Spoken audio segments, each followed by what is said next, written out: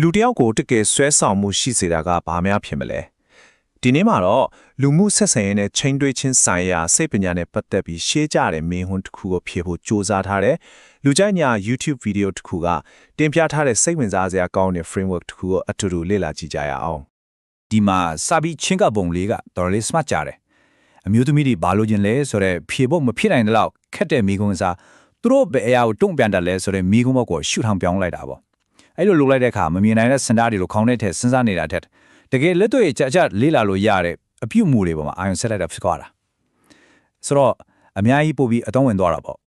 ဒီတင်ပြချက်ထုတ်လုံးရဲ့အတန်းနှလုံးကတော့ရွှေမေးခွန်းလို့သူတို့ခေါ်တဲ့အချက်ပါပဲဆိုလိုရင်းကရှင်းရှင်းလေးပဲတစ်ဖက်လူနဲ့ဆက်ဆံတဲ့အခါတကယ်တန်ဖိုးကိုပေးနေတာလားတမမို့သူတို့စီကတခုခုရဖို့ပဲစူးစမ်းနေတာလာ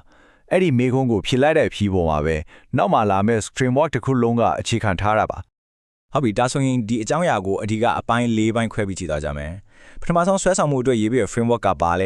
ဲပြီးရင်ကနိုးဆွဲဆောင်မှုဖန်တီးနိုင်တဲ့ရေးတွေ၄ချက်အဲ့ဒီနောက်မှာတော့ရေးရှည်ဆက်ဆံရေးအတွက်ရေးတွေ၄ချက်ပြီးတော့နောက်ဆုံးမှာတော့အဓိကအနှစ်ချုပ်ကိုပြောပြသွားမှာပါဒီ source မှာတော့လေဆက်ဆံရေးတစ်ခုဖြစ်လာတဲ့ process ကိုအဓိကအပိုင်းတစ်ပိုင်းခွဲထားတယ်မီးမွေးတာနဲ့ဥပမာပေးရရင်ပိုရှင်းတော့မယ်ပထမဆင့်ကမီးပွားလေးဖြစ်အောင်အဲ့ဒီခဏဦးဆွဲဆောင်မှုဖြစ်လာအောင်လုပ်ရတဲ့အပိုင်းဒုတိယဆင့်ကတော့အဲ့ဒီမီးကိုမငိမ့်တော့အောင်ဆက်ပြီးထိန်းထားရတဲ့ဆက်ဆံရေးတည်မြဲမှုအပိုင်းပေါ့ဟုတ်ပြီဒါဆိုပထမကွိုင်းကိုအရင်စလိုက်ကြအောင်အဲ့ဒီမီးကွာလေးကိုဘယ်လိုစတင်မလဲပေါ့နော်ဒီ source မှာတော့ကနူးဆွဲဆောင်မှုကိုဖြစ်ပေါ်စေတယ်လို့ပြောတဲ့အဓိကဤသွေးလေးမျိုးကိုတီးတန့်ခွဲပြထားပါတယ်ပထမဆုံးပြီးတော့အရေးကြီးဆုံးလို့တော့ပြောလို့ရမယ်အရေးတွေးကတော့အတွင်းစိတ်တန်ဖိုးမြင့်မာခြင်းပါပဲဒါကဘာကိုပြောရလဲဆိုတော့တခြားသူတွေနဲ့ရှင်ပြီးငါကပို့တော်လဲဆိုတဲ့ယုံကြည်မှုမျိုးမဟုတ်ဘူးအဲ့လိုမဟုတ်ပဲကိုယ့်အတွင်းစိတ်ကနေကိုငါဟာတန်ဖိုးရှိတယ်ဆိုတာကိုအလူလိုတီးနေတဲ့ခံစားမှုမျိုးပါဒါကအရာအလုံးရဲ့ foundation ပဲဒီနှစ်ခုရဲ့ခြားနာချက်ကအရန်ရှင်းတယ်တစ်ဖက်ကမောင်းမာခြင်းဆိုတာကငါကမင်းထက်တာတယ်ဆိုတဲ့နှိုင်းရှင်မှုအပေါ်မှာအမဲရမိခုန်နေရတာဒါပေမဲ့တကယ်ကိုတန်ဖို့ကိုသိချင်းကြတော့ငါကတော်တယ်ဆိုတဲ့အတွင်းစိတ်ကလာတဲ့ခံစားချက်တသက်ပဲဆိုတော့တစ်ခုကကိုကောင်းတယ်လို့ခံစားရဖို့တခြားတစ်ယောက်ကိုလိုတယ်နောက်တစ်ခုကတော့ဘသူ့ကိုမှမလိုတော့ဘူးနောက်တစ်ခုကတော့အတွင်းစိတ်ကြန့်ခိုင်ခြင်း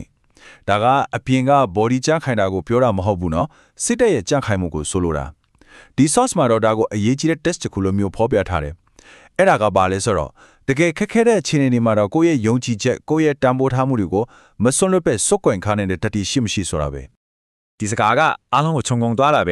ဲနောက်ဆုံးတော့စကလုံးတွေထားအပြုတ်မှုတွေကပို့ပြီးအတိတ်ပဲရှိတယ်လေတကယ်ခက်ခဲတဲ့အခြေအနေတစ်ခုမှာပြရတဲ့ကိုယ့်ရဲ့စိတ်သက်ကလာလာပပရေးထားတဲ့ CV တွေဆောင်းထားအများကြီးပို့ပြီးဆွဲဆောင်မှုရှိတယ်ဆိုတာပါပဲသုံးခုမြောက်အရေးတွေကတော့ကြိုတင်ရွေးချယ်ခံရခြင်းဆိုတဲ့အချက်ပါဒါအခြေခံအားဖြင့် social proof လို့ခေါ်တဲ့သဘောတရားပဲတကယ်လို့တခြားဆွဲဆောင်မှုရှိတဲ့သူတွေကကိုယ့်ကိုစိတ်ဝင်စားနေပြီးနှစ်သက်နေပြီးဆိုရင်ဒါကိုဟာတန်ဖိုးရှိတဲ့ရွေးချယ်မှုတစ်ခုဖြစ်တယ်ဆိုတာကိုအချက်ပြတဲ့ social shortcut တစ်ခုလိုဖြစ်သွားရောဥပမာလူတွေဖြစ်တဲ့စားတောက်ဆိုင်ဒီဇိုင်းကိုမြင်ရင်ဒီဆိုင်ရစားတောက်ကောင်းပါပဲလို့အလို့တွေးခိုင်တာမျိုးနဲ့အတူတူပဲအဲ့လိုစိတ်ဓာတ်မျိုးမွေးမျိုးနိုင်မို့တော့ဒီရွှေမေးဟုံးကိုကိုမေးကြည့်ဖို့သူတို့ကချမ်းပြထားတယ်ဒီမှာရွေချက်ကမောင်းမဟုတ်လုံးဝမဟုတ်နော်အဓိကငါမှဘာမှမရှိဘူးဆိုတဲ့ချိုတဲ့နေတဲ့စိတ်အစားငါမှရွေးချယ်စရာတွေအများကြီးရှိတယ်ဆိုတဲ့ပေါ်များပြည့်စုံတဲ့စိတ်နဲ့ပြုမှုနေထိုင်တတ်ဖို့ပဲဒီလိုတွေးရတဲ့တဲ့လူတွေနဲ့ဆက်ဆံတဲ့ပုံစံကအခြေခံကြကိုပြောင်းလဲသွားနိုင်ပါတယ်ဆွဲဆောင်မှုဝယ်နောက်ဆုံးအရေးတွေးကတော့စင်ခေါ်မှုအဓိကတော့ကိုလွယ်လွယ်နဲ့ရနိုင်တဲ့သူတယောက်မဖြစ်စေဖို့ပဲဒါက game လေးကစားခိုင်းတာကစားကွက်တွေတုံးခိုင်းတာမဟုတ်ဘူးကိုယ့်ရဲ့အခြေနဲ့အာယုံစိုက်မှုဟာတန်ဖိုးရှိတယ်ဒါကိုရဖို့စူးစမ်းရမယ်ဆိုတာကိုပြတာပဲဒီ source မှာတော့ဒီလိုဖန်တီးလိုက်တဲ့ space လေးကဆွဲဆောင်မှုကိုရှင်းတန်ကြည့်ထွားစေတယ်လို့ပြောထားတယ်ဒါကိုလက်တွေ့ကြအထုံးချနေတဲ့နီလန်တကူကတော့ push pull နီလန်ပေါ့လောပုံလုံးနီကချီချူစကားလေးပြောပြီးကိုဘတ်ကိုဆွဲလိုက်တယ်ဒါကဖို့ပေါ့ပြီးတော့ပြောဆရာဖြစ်အောင်နည်းနည်းလေးဆနောက်ပြီးအဝေးကိုပြန်ထွန်းထုတ်လိုက်တယ်ဒါက push အဲ့ဒီလိုဆွဲလိုက်တွန်းလိုက်လုပ်တဲ့အခါဖြစ်လာတဲ့တဲကြကဆွဲဆောင်မှုရှိတဲ့တင်မာမှုတစ်ခုကိုဖန်တီးပေးတယ်ပေါ့ဟုတ်ပြီဒါဆိုကနူးမီပွားလေးရောခစ်သွားပြီအခုအဲ့ဒီမီကိုဘယ်လိုဆက်ပြီးထိုက်မလဲဒီမှာပဲဒီ framework ဒုတိယအဆင့်ကိုရောက်လာပါပြီအဲ့ဒါကတော့ဆွဲဆောင်မှုတိဆောက်တဲ့အဆင့်နဲ့ဆက်ဆံရေးကိုတကယ်တည်မြဲအောင်ထိမ့်သိမ်းတဲ့အဆင့်ကိုကူးပြောင်းတာပါပဲဒီ source ရာတော့ဆက်ဆံရေးအထူးကိုခိုင်မာအောင်ထိမ့်သိမ်းထားနိုင်ဖို့အတွက်အဓိကမန်တိုင်ကြီး၄ခုပေါ်မှာမူတည်နေတယ်လို့ဆိုပါတယ်ကဲဒီခုချင်းစီကိုအတူတူကြည့်လိုက်ကြရအောင်ပထမဆုံးရေးတွေးကတော့အပြုသဘောဆောင်တဲ့အာယုံဆိုင်မှုပါပဲ ဆက်ဆံရေးတစ်ခုကိုအပင်တပင်လို့တဘောထားကြည့်လိုက်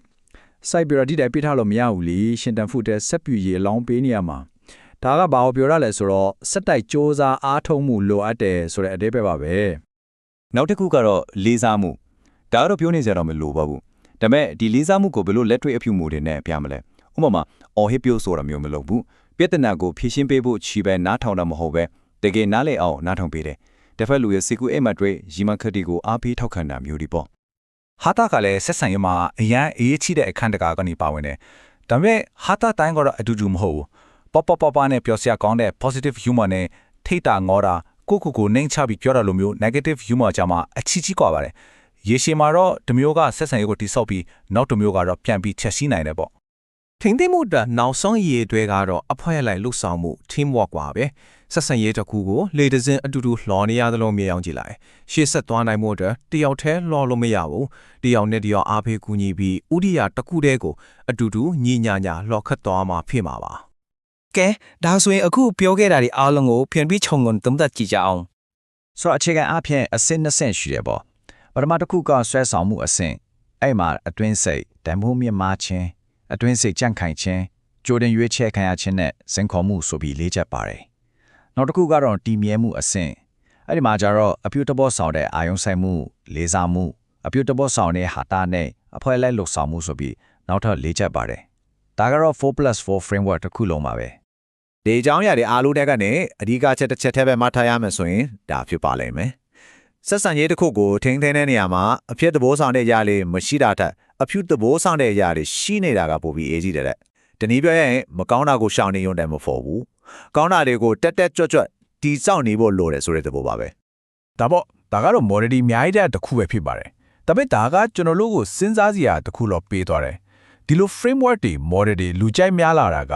ဒီနေ့ခေတ်ကြီးထဲမှာလူသားအချင်းချင်းချိတ်ဆက်မှုကိုရှာဖွေတဲ့အခါကျွန်တော်တို့ဘလို့ပုံစံနေနဲ့ချင်းကပ်နေကြတယ်လဲဆိုတာကိုဘာတွေများဖော်ပြနေတာဖြစ်မလဲ